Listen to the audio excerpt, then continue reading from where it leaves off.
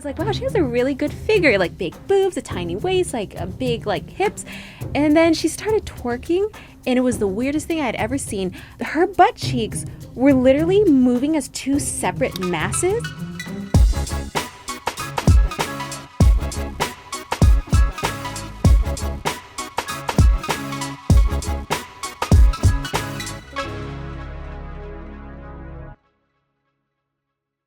Hey guys, welcome to the Sheroic podcast. Hi. It's Cassey and Lisa, and today we are tackling plastic surgery. We are tackling plastic surgery. Yes, we are. A big reason is it's actually become a really popular subject. Popular for people to actually get it done, and just people are always talking about it. Yeah. So we're like, how can we go, more than a few episodes without actually starting to talk about that subject? We have to talk about it because on social media, I think it's getting out of control. I mean, I'm not going to be the person to be like, oh, she definitely got work done, she didn't. But you can kind of tell when things look a little bit disproportionate. Right. And to each her own, but not when you have a big social responsibility to younger girls and you're telling them that this is real when it's not. That's all I'm gonna say. Interesting. Wow, but I never really thought about that. You being in the public eye, it never occurred to me that you have that responsibility to your fans about that.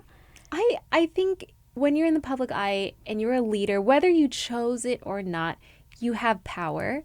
And you need to be wise about how you use that power. You can use the power for good and encourage people to do great things, or you can or your influence may just spiral people down another path. And of course, that has a lot to do with the person's own mental health and the way they were brought up. But I feel like if you can steer young girls in the right direction, that's really powerful. Well, so here's the question then. Yeah. Is it that you wouldn't consider plastic surgery because of your fans, or you just wouldn't lie about it because you have a responsibility to your fans? I think those are two really different questions. Yeah. So for me, okay. To be honest, in 2012, I did consider plastic surgery. And I was a part of the bikini competition. And if you've seen any of those, you see that all those girls, they have big fake implants, and that's just the look. So you look more like a Barbie doll. And because I'm like a 34A, 32B, I'm not that big breasted at all. I don't have too much of a booty. I'm very just a normal looking person. And I wanted that voluptuousness because I wanted to win the competition. Right. And what I realized after even getting a pamphlet and almost booking an appointment to see a doctor was that, wait, who am I becoming? What am I doing this for? Am I doing it for me? Or am I doing it so I can win some silly contest and get a silly trophy? So I did consider plastic surgery. I've never done it. So I feel like it's totally against my brand to get plastic surgery so that I could look good, because that's not the point of Blogilates. It's against my brand, but also against who I am, because I am my brand. And I feel like everything that you want, you should be able to work hard for. However, I understand that you can get plastic surgery if it makes you feel good and to each your own. Or if there's something like I don't know if this is the right word to say, but like a birth defect or something that you want to fix because it's just not good for you socially and it's really not helping you be confident, then I think that's okay too. But for me, if I were to get plastic surgery, I would need to be super open about it because I have a very honest, trustworthy relationship with my fans, and I would never ever want to break that just so that I could feel like I could look a little bit better in an Instagram post. I mean, how do you feel about plastic surgery? Would you do it? 100%. Yeah. I wouldn't think twice if it's something that I decided I wanted to do. I've gone through periods though where I wasn't always like that. Yeah. So as a kid, I hated my nose. I got teased for my nose. So I was like, when I'm old enough, I'm getting a nose job. Right. And then same with my breasts. Yeah. All the girls were going through puberty, girls were wearing bras. I didn't have anything, so I wasn't wearing a bra. And so boys in school back in the day, they would come behind the girls and they would pull their bra straps. And a boy came up to me to pull my bra strap and I wasn't wearing one.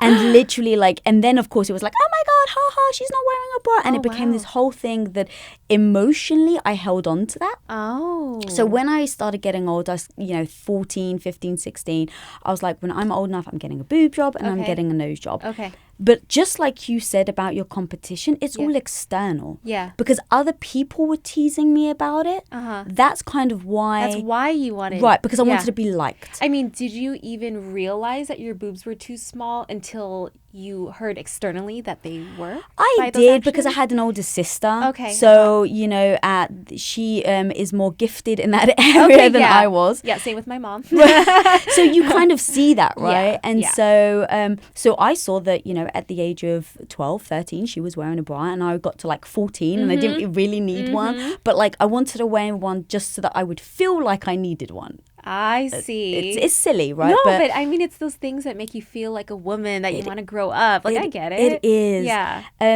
And then once I got to about, I think, you know, my early 20s, I completely reversed. Okay. And I was like, I'm not getting plastic surgery for anything. I am who I am. If people don't like it, then, you know, that's on them. But I think, and even though I was a little insecure still, I kind of just took a hard stance. And now, like, I just think, like, if there's something that you're insecure about, and plastic surgery is going to help you, and more than just a facade. Yes. It's internal, like you said. Yeah. Does this make me more confident? Is this the one thing that I feel like is really holding me back? Yeah. Then do it. Yeah. My fear is that people get stuck in that and they then become, sadly, like Michael Jackson, who we both love. We do love Michael Jackson. We love Michael Jackson. But it's that it becomes an obsession, and it becomes then you know, look at every little detail, like, oh, well, what if I just did this? What if I just did that? Yeah. And so I worry about that. So I think if plastic surgery is going to actually make a difference to your life and it's going to bring you confidence and it's not something you then become obsessed with, it, go for it. Yeah, I think that is exactly what it is. If you're using plastic surgery to help yourself internally, great. Right. But if it's purely external, it's for somebody else, that is not the right way to go about it. I think that's the first question you need to ask. Otherwise, I feel like I said, I think if you want to do it, do it. I'm not going to judge you for it, but it makes you feel better. Like, go ahead. Yeah. I'm just not. But what I love is you've thought through the process. Yeah. You've thought, like, this is a brand. It's not just, like, if this made me feel better, right? Like, just imagine there's something, like, if this really made me feel better, but now I don't feel like I can be authentic for whatever reason. Like, I love that you've kind of gone through that process to really think about it. Yeah. And I just think that if anyone is going to get it, that's what they should do, right? Yeah. Is look at it, the good and the bad, and weigh your options. And I definitely have kind of, I guess, trained myself to not be judgmental, you know, because it's like, why did they get it? They were beautiful anyway. And it's like, look, I can't even judge them for that. Like, if they want it, it's same with fillers. Right? Like, so many people get fillers now, especially living in Los Angeles. Can you explain what a filler is, just in case the people listening don't know what that is? Yeah, basically fills under the skin. So if you have wrinkles, it kind of fills under the skin and plumps it up. Man, if you want fillers and it looks like, let's say to me, it doesn't look natural or I don't like it, who cares? If it makes you happy, get fillers. And if you're not hurting anyone, cool, right? Yeah, exactly. So, but I want to go back to something you actually said about, like, birth defects, right? Because that actually is super interesting, because it's more than just I want to look pretty, right? And we actually had a fan that submitted a question based on this, and I really want to hear your thoughts on this. Okay, what's her name? So her name is Christine Emily Clark, and she asks, I have a hard time talking about bullying and the plastic surgeries I went through for my cleft lip and how it affected me 10-15 years after high school. Basically, what do you think about that? And the insecurities that are relating to that. I actually knew a girl who had a cleft lip in high school, and she ended up getting a surgery after high school, and she seems a lot more confident, and I'm happy for her, because when I knew her in high school, she was part of our club. She was very shy. She didn't like the way that she looked, and yes, your physical appearance has everything to do with your confidence. So that is a birth defect, and I think if you can fix it, then fix it. And unfortunately, people are judgmental. They're going to treat you differently based on the way you look. It's just natural. So if it's something you can easily fix so that you can be more confident and live to be the best version of yourself, then I think that's fine. Yeah, so really kind of like own it, right? Yeah, I mean, like, so what? You had a cleft lip and you fixed it. Cool. I mean, yeah. Yeah. I think that's fine. What do you think? Yeah, I think beating yourself up over things you can't control is literally nothing but a waste of your own time, energy, where you could be put it into something positive. Yeah. A phrase I always say to myself is you get what you focus on. So if you focus on, oh my God, I was born with a cleft lip and I had to go through surgeries and I feel really embarrassed or bad about it, I'm insecure about it. Like now you're just reaffirming that in your mind. Just that was the past. Now we're better. That's exactly. all. I'm making the steps to improve. Exactly. And exactly. Yeah, owning that. So, and another version then on plastic surgery, well, it's not really plastic surgery, but it's definitely surgery, it's gastric surgery. Gastric surgery. So we have Jasmine Marie Galvin that wrote in and said, I would love to hear about gastric surgery shaming. My mum just recently had the surgery to help better her health, and a lot of people have been saying that she should be ashamed for taking the easy way out when she can exercise, diet, work hard, etc. So it kind of goes under the same, you're doing it for cosmetic reasons. You're kind of doing it as an external result. Yeah. What's your opinion on that? Okay. So, I mean, there's so many different weight loss surgeries. We've got liposuction. We've got gastric bypass. We have freeze the fat off. We have all levels of... Have you seen those billboards in LA? It's insane, yeah. It's insane. Yeah. I read about it and I was like, what? Like freezing yourself? Anyway. Okay. I personally do know some people that had gastric bypass, and they actually seem a lot happier now. Because I've had fans write in about that and having people shame them for taking surgery as the easy way out. But, this is a hard one. I feel like if you needed to go there to get your life back on track, like, cool. Like, and as long as you're living a healthy lifestyle after that, because here's the problem. You get the surgery and think, okay, awesome, I'm not going to eat as much, so I'm just going to eat burgers and fries and hot dogs, but just less of it. That's not actually helping your health. If you need that surgery to get you back on track, to feel better so that you can start working out right, you can start eating better, then cool. Like do it. So yeah, I mean, if you're going to get the surgery, like, you got to do the work afterwards too. I mean, what do you think? Literally exactly that. It is... Again, going like with getting bigger boobs, making those smaller, whatever it is. If it's something that you need to do to bring confidence, because I think confidence, like you said earlier, it has a massive knock-on effect. It has a knock-on effect on how good you do at your workplace, how you are as a friend, right? If you've got confidence, I think you're going to be more outgoing, more interested in being around other people, you know? So, like, there's just a massive knock-on effect with confidence. So I think if that really does empower you, like, go for it. My biggest fear, and you just said it, and I want to, like, literally stand up and applaud because it is so right that I fear the biggest thing that people do with gastric is to, or any other types of stomach shrinking, is to really, think, oh, I can still eat these amazing foods, but I'm just going to eat less.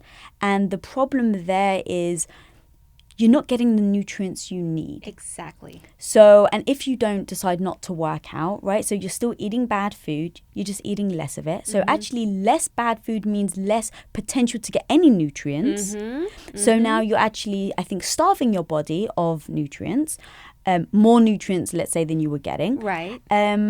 You are not working out, so your muscle mass is now shrinking because you don't have as much weight to carry. Yeah. Right? Because that's the thing. When you've got a lot of weight to carry, it may be difficult, but like you've still got the muscle, you hope, the muscle to really carry that weight. But now imagine you're losing weight. So your muscle starts atrophying, and now you're losing muscle. You're not having as many nutrients. You're still eating bad food. So you're losing weight, but your health is probably, oh God, I don't want to say declining because I'm not a doctor. Okay. But it's not improving. Yeah. So my personal thing is if you get gastric to activate the healthy mindset, if that's what you need, amazing. Yes. But I fear it doesn't. And I fear people are doing it, going back to the surgery, the nose job, is that you're doing it for external acceptance. Yeah. And I think if you're doing things for external acceptance, you're dust. It's not going to last. Yeah. What's really going to last is finding the joy in working out, finding the joy in eating healthy. And maybe it's hard in the beginning if you're really used to eating pizza and cookies and whatever, but real food tastes really good. Right. Don't you agree? So here's the thing. The truth, nothing tastes better than if you're a pizza fan, nothing tastes better than a real pizza. Uh-huh. If you're a French fry fan, nothing tastes better than a French fry. So I don't know if I would say that, but I would definitely say that I personally feel better when I don't eat that type of food. I agree with you. For me, the feeling that keeps me away from wanting to eat those crazy foods, and they're great for YOLOing and stuff, is how I feel afterwards. For me, when I have a lot of ice cream or milkshakes, like I'll start breaking out the next day. Right. And I've worked so hard for clear skin my entire life. Why would I do that? Right. So you start to see a deeper reason for wanting to eat something and how it's affecting you. Right. Yeah. But okay, fine. You're right. Nothing tastes as good as a real pizza and a real French fry. That's a hard. I mean, yeah, you caught me on that one. You know, I'm going to call you on it. You learn to train your taste buds, though. I absolutely agree. I feel like cauliflower pizza's pretty good. And I totally agree. Yeah. Like that's actually one thing, and we can definitely go really deep in another podcast on this, because I think, man, we could talk about this endlessly. Yeah. But I want to come back to cosmetic surgery. Okay. And the reason why I kind of want to keep coming back to this actually is really because the shaming of it. Yeah. Even the same with plastic surgery. And you said this right at the beginning, where it's like some people will lie about it.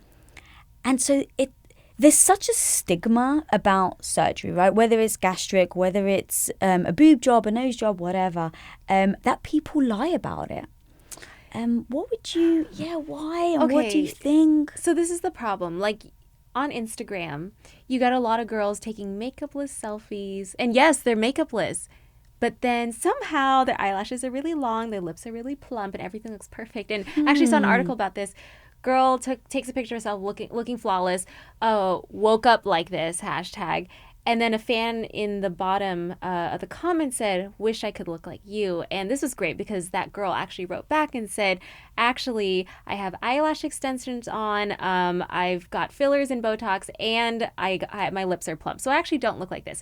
So that, I respect that a lot. Yeah. However, maybe it should have said that in the caption, because if that little girl in the comments hadn't asked that, she would have felt so bad for not looking like that without makeup. But as you can see, it's not natural, and it plays a role in the confidence of the girls following these influencers.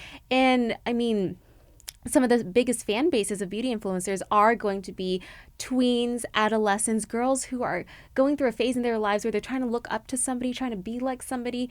And when you give a false sense of beauty, it kind of messes you up. So if she'd said it from the beginning, this is me without makeup, but guys, I'm wearing fake eyelashes, I've got, everything that she had done. Do you think people would have responded in a different way? I think people would have loved it. I mean, I don't know what her fan base is, whether they care or not. Some people love the whole plastic surgery thing. Some people are like, ooh, don't talk about it. So personally for me, like I found the respect after I saw the way she answered the fan. So I think it would have been cool to put in the caption, just like be open with it. And I think that's difficult, right? And people looking up to other people, where it's like, if they're lying about it, I want to be like them, but what they don't realize is what it takes to be like them, right? Yes. Like you said, the plastic surgery, the fake eyelashes, and then say like, I want to be like them. Okay, cool. They've got they've got fake eyelashes. I'll get them too. Right. But at least they have the real information. Yes. How do I get there? Versus, I feel bad because I wasn't born like that. She's so beautiful. That makes you feel bad. Yeah. Yeah. So we were actually talking, we're kind of like looking over some stats, which we found fascinating. Okay. And I definitely want to hear your take. So right now, the age distribution of cosmetic procedures is the highest between 35 and 50 years old. And that's at 39.3% to be precise. Wow. And are these stats in the U.S.? It is worldwide? The U.S., okay, correct. The U.S., okay. That surprised me. I really thought it would be younger, because at least for my own experience, I feel more confident now than I've ever felt. And And so I was surprised that the cosmetic surgery is the highest percent is between 35 and 50. I mean, it must be because you have the money to spend on it. Oh, that's interesting. Yeah. That never occurred to me. Yeah. Yeah. It is also very interesting because I feel like I've heard that a lot of girls get boob jobs as their graduation present. And I started hearing this when I was in high school. So that was a long time ago. And now with social media, I feel like it's just getting even younger and younger because people want to look a certain way when they're still youthful. That's interesting. The funny thing is, I think I would only consider getting a boob job as I got, in fact, that kind of fits into this.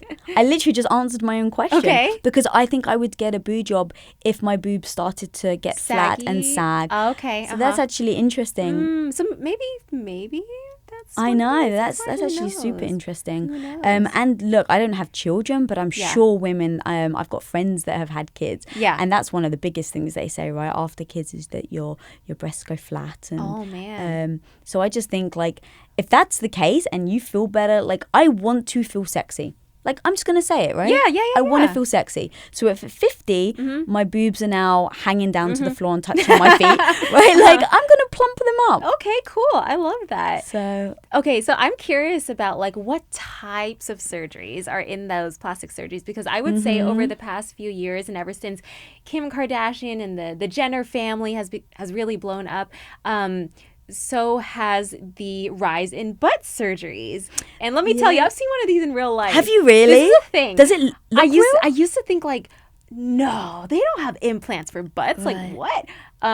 I went to a dance class and it was a twerking class. Really? Yes, I did. It's so cool. We should go sometime. I've never even heard of a twerking class, but I don't know why I'm surprised.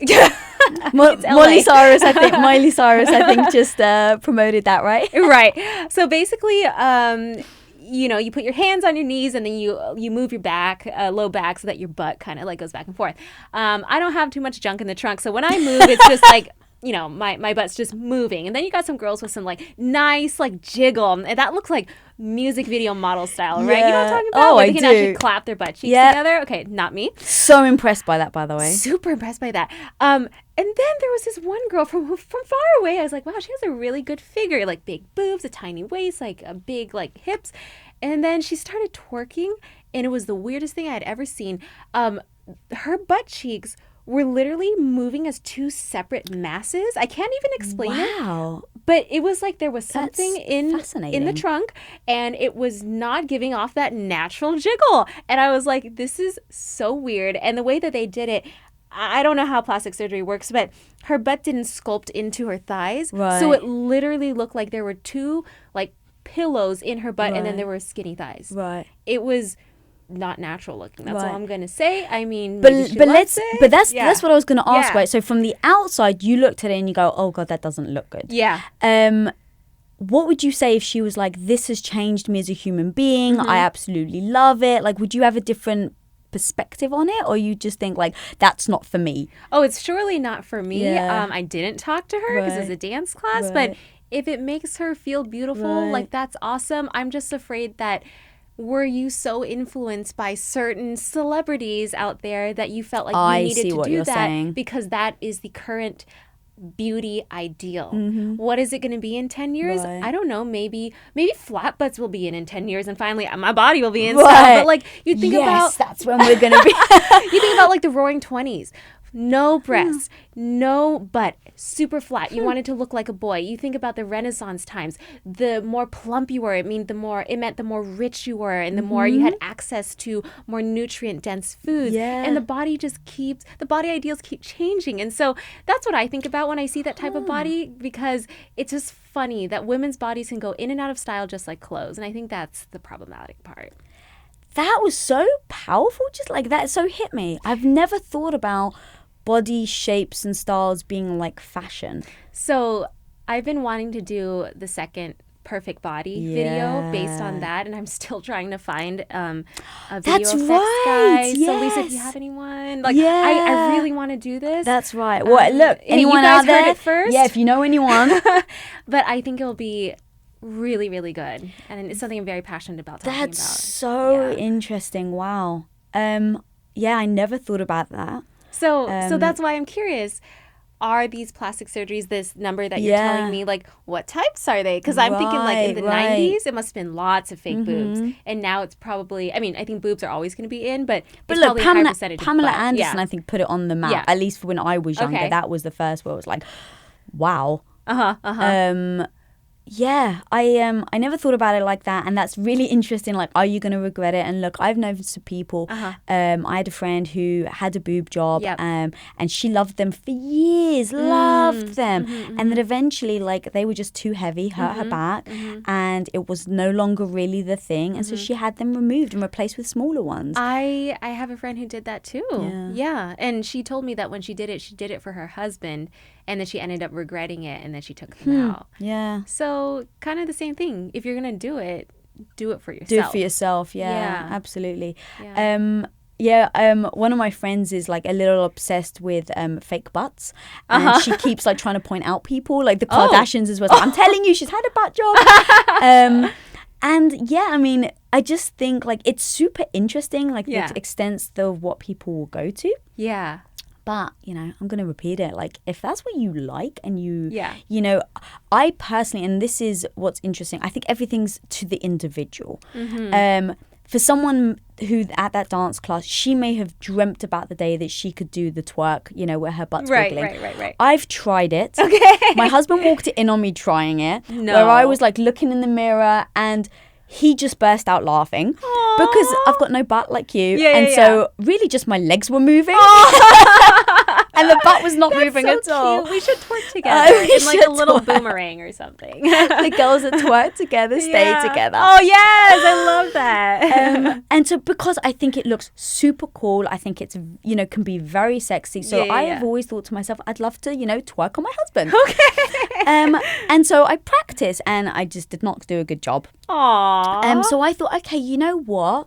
I'm going to build my butt up. Okay. And so I went in the gym and for 3 months I was very focused on getting muscle, getting to the butt. And I know it's different to fat, but really kind of trying to make my butt plump because I wasn't born like that. Yeah, me neither. And so I actually found incredible empowerment in trying to get my butt to a certain size. See, that's the amazing thing. You can work your butt, but you can't work your boobs. Yes. So at least work the butt. Yes, you can't work. And that's, actually, to be honest, it's a little frustrating. Yeah. Because I wish you could work your boobs. You know, if I could work the boobs, I feel like my boobs would be like pretty big. You know, I have some great stamina and endurance, and I will get what I want. You know what I mean? But unfortunately, or fortunately, that's not the case, but it's okay. Yeah. It's all good. It's a shame that people have been still shaming each other. Yeah, I just feel like, guys, if you don't have anything nice to say, don't say it. I feel like this is so, like, mom talk or something like that. But really, like, let people live their life. And if they're not hurting anyone, that's fine. And if it makes them feel more confident, let them be. Like, try not to judge. Of course, we're human beings, and we're going to initially do it like I did to that woman in the twerking class. But just keep it to yourself and just let them be. Right. Yeah. I don't know. Yeah. That's what I think. And so as a fitness instructor, though, what do you think about, let's say, going to gastric bypass or surgery? What do you think about, like, as Jasmine said, like, people are saying that she took the easy way out? It's hard to say. I don't know her story. I don't know where she started, what she wants. But I don't think anyone should tell anyone they're taking the easy way out until they know their entire story. That's all I can say. I don't want to judge anyone, but if you're going to work hard for what you want, then just prove it. That's all. Yeah. So that no one has to say you took the easy way out. Yeah. That's it. Yeah, but, oh God. I don't know why people would judge someone for taking, like, even if it is the easy way out. Yeah. Why are you judging them on that? Why is that? Like, who cares, right? Yeah, like it's why not don't you. Focus on yourself. Yeah. All right, well, actually, I've got a question. Okay. We always say we're going to be very raw and honest and ask and talk about the awkward things. So being Asian, I know that plastic surgery is almost like skyrocketed within the Asian community. Yeah, in Korea especially. I don't have any stats, but I do know that a lot of people go back there to get their boobs done, or girls there will get it as graduation gifts or something. And a lot of pop stars, K-pop stars over there are molded to look the way that they look because they're all supposed to look like beautiful dolls and that sort of thing. So yeah, in Korea especially, it's like almost standard. I'm not Korean, so I'm not gonna really like, don't quote me on this, Sure. but from what I've heard, apparently they're really good in Korea at what they do. Yeah. But I've heard like in the Asian community it's starting to get popular, like to create eyelids. Oh, yeah. So the double eyelid surgery. Yeah. Yeah, that's a big one. That's a What do huge you think one. about So, well, I think a lot of Asian people want to have big eyes, me included, and so that's why I wear fake eyelashes. I put why on do you want? eyeshadow. Let's go back. Why do you Yeah, want big eyes? because I think it looks prettier, but maybe I think that because I see the Disney princesses or the Sailor Moons are drawn with such big eyes that I want to look like that. So the reason why I think it's prettier, I'm not sure. Maybe it's the way I grew up, but But you're also really into animation and That's true. Disney. Yeah. So that actually makes complete sense that you grew up loving it Yeah. and then idolizing. It's Girls with very possible. It's maybe possible that I grew up around a lot of Caucasian people who had bigger eyes, so I wanted to look like them. I'm not sure. But a lot of Asian people do like having bigger eyes. And so what they do is I'm not sure how they do it, but they kind of like cut your eyelid and then they Yeah. re-sew it so you get a fake eyelid. Yeah. And it's a very popular surgery. I don't have it. Luckily, I have a little bit of a natural eyelid, so I'm thankful for that, I suppose. Yeah. So what do you think about that? Obviously, being Asian, is there a You know, I think if you want to get the surgery, just do it. Just make sure it's making you happy and more confident. That's all. Yeah. When I saw that, and you're right, they do, I believe, cut the eyelid and then re-sew it to do a fake. When I saw it, my heart really bled. Oh, really? Yeah, like I actually got quite upset about it. And in thinking back now, it's kind of the, I don't know, maybe it's because you're changing your culture. Oh, yeah. Right? Like, I don't know, because if someone said to me, hey, I got a boob job, I wouldn't feel bad for them. I'd be like, cool, does that make you happy? Awesome. But for some reason, when it's like specific things that are embedded in your culture, I kind of feel like I felt sad because they couldn't accept where they came from. Right. And I'm Greek Orthodox and I was brought up in a very, big Greek community. And so that really is embedded in who I am. And so I guess I felt sad that they couldn't love their culture because there's so much trying to strive to be what people consider quote unquote normal. It's interesting because you can also take that argument to boobs and butts as well, because Asian people normally are not voluptuous. So if you change the size of your boobs, you change the size of your butt, is it also saying that we're not proud of our culture? It probably could be an extension of that argument. Yeah. And I think maybe because it's on the face, it's so prominent. But it's really the quote of the grass is always greener on the other side, right? I think you've got amazing eyes. Oh, me? Yes. Oh, thank you. I love thank your you. eyes. Thank you.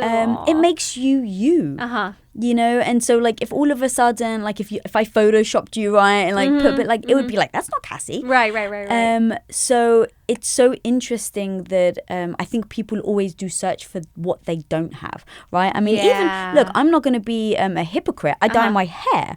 Right? I dye my hair all the time. Right. Yeah. So it's like, I get it. I totally get you. You want to experiment. You want to see what it's like to feel like this or to feel like that. Like I wear padded bras. I'm going to be... Me too. Right? But because like it's like it gives you a certain type of confidence or it makes you go, oh, so this is what it feels like to have a bit of bigger, boobs. So I get the feeling of the grass is always greener. Yeah. But I don't know, like the whole, like the surgery on the eyes, it's really... or even African Americans, you hear a lot about how they want, to do operations and have smaller noses. And again, it's just skin lightening, right? Or skin lightening. Yeah, that's a big thing. It's always it's weird because it's always to look more Caucasian, I feel, right? To get the bigger eyes, to have the lighter skin. And I mean, even my hair, it's dyed a little bit lighter. I'm naturally like super dark brown or black. Why? I'm not really sure. But for me, I feel like I look better with the lighter hair. It'd be interesting to see the psychology behind these beauty trends. I mean, I wonder if it comes from Barbie. Possible. Right, like when we were younger, Barbie, it was, at least me growing up, it was Barbie, it was Pamela Anderson, and those were the people that I would see I think I would see guys, right? Like, especially with Pamela Anderson. So I was quite young, Baywatch comes out, and all the guys were obsessed with her. And so I think as a young Greek girl who had the frizzy hair, the unibrow, the braces in the teeth, and was never admired, right? Because I think everyone wants to be admired. Yep. I don't get any boyfriends. No one's sending me a Valentine's Day card at, 11, 12, whatever. But all the boys are looking at Pamela Anderson, drooling over her. Yeah. And so I think in growing up, my mind is kind of going like, oh, so that's how you get attention. That's how you seek a boy's attention. Yeah. You need the big boobs. You need the blonde hair. You need to be wearing revealing clothes. And so I think in kind of our discussion now, like flashing back to my thoughts back then, I think that might have been a big thing for me, like why I kind of wanted the big boobs and the blonde hair. Yeah, and back then, media was so different. We had basically TV, radio, and whatever people wanted to show us. Now with social media, we have so many different influencers to follow. You pick the one that kind of looks like you. And I think that's a great thing. I think we need to have more leaders and influencers out there so that we see a more broad and diverse representation of beauty. Yeah. For social media doing that, I think it's great, and people should keep posting themselves in all different types of angles, lighting good or bad, whatever. Like, show off your real self and show people out there that there isn't just one type of beauty. Beauty is so transcendent, and it's so much more than physical too, which I know is hard to show on Instagram because it's all about the physicality. But for me, true beauty glows from inside, and that's how you see someone and you're instantly attracted to them because there's something about them, this aura that makes them so special. Yeah. And I hope more girls can learn to find that within. And I think that glow is the confidence, right? That glow is the confidence that we've been talking about this entire episode. Yeah. And I think that confidence comes from finding what you're really good at and keep working on that so that you can feel like that's your special gift to the world. Going back to the focus, right? Change what you focus on. Exactly. So instead of focusing on, I don't like this about myself. Like, what is actually good? What do you love about yourself? Exactly. I 100% agree. Yeah. Yeah. All right. Well, we've touched on that was really good. I've got to say I love it, and this is another reason why I just love talking to you. Like, in talking, I start exploring my own thoughts, and then I reflect back and go, that's why I used to think about it like that as a kid. That's what I'm saying. It's like therapeutic. It is totally therapeutic. I love it. Yeah. So, Lisa, I think that wraps up our little talk on plastic surgery. Yeah, woo, that was a deep one. That was a deep one. I really like that. Guys, don't forget to subscribe, rate, and review this podcast. We'd be so appreciative if you did. Yeah, absolutely. And until next time, be Sheroic!